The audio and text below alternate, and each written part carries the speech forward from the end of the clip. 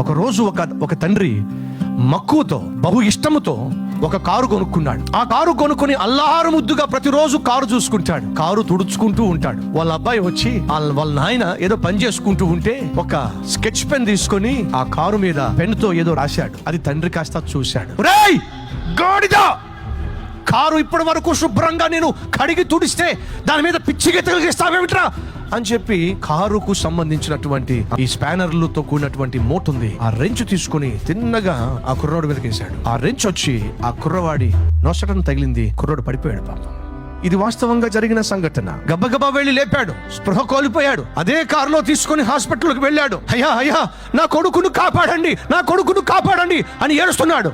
లోపలికి తీసుకెళ్లాడు. డాక్టర్లు పరీక్షించారు, చేయవలసిన ప్రయత్నాలు చేశారు. బయటకు వచ్చి అడిగారు, ఇంతకీ మీ అబ్బాయికి ఏమైంది? అయ్యో కోపముతో నా చేతిలో ఒక వస్తువు ఉంటే దాన్ని విసిరేశానయ్యా, అది వాడికి తగిలిందయ్యా. సరే ఇంతకీ నా కొడుకు ఎలా ఉన్నాడు? డాక్టర్ అంటున్నాడు, పాపిస్తోడా, కొడుకును ప్రేమించడం చేత కాకపోతే నీలాంటి వాడికి కొడుకు ఎందుకురా? ఏమైందయ్యా? నీ కొడుకు నీ కోపానికి బలైపోయాడయ్యా, చచ్చిపోయాడు. ఆ తండ్రి తలకాయ బాదుకుంటూ ఈ లోపల ఆ డాక్టర్ గారు వాళ్ళందరూ చచ్చిపోయిన కుమారుని తీసుకొచ్చి ఆయన చేతిలో పెట్టారు.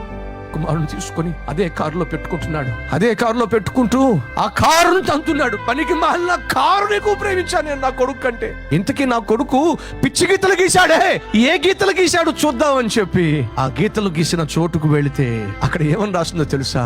డాడీ నువ్వంటే నాకు ప్రాణం డాడీ. ఆ మాట చదివినప్పుడు ఆ తండ్రి గుండెలు పగిలిపోయినాయి. అయ్యో నా కుమారుడు నన్ను ప్రాణంగా ప్రేమించి ఆ ప్రేమను ఏదో చక్కగా రాసే ప్రయత్నం చేశాడే, అలాంటి కొడుకునే చంపేసుకున్నానే అని తలకాయ బాదుకున్నాడు. ఆ తర్వాత అతడు అదే పట్టణంలో పిచ్చివాడిగా రోడ్ల మీద తిరుగుతూ గడిపేవాడు. కోపము మానుము, ఆగ్రహము విడిచిపెట్టుము. కొంతమంది భర్తలకు కోపం వస్తే భార్యలు ఎలా పడితే అలా కొట్టేస్తారు, బిడ్డలను ఎలా పడితే అలా కొట్టేస్తారు. ప్రభువు పేరట మనవి చేస్తున్నాను, నీ కోపము దేవుని చిత్తము చేయదు. పైపెచ్చు కోపముతో నువ్వు రగిలిపోతున్నప్పుడు విలువైన సమాధానాన్ని పోగొట్టుకుంటావు.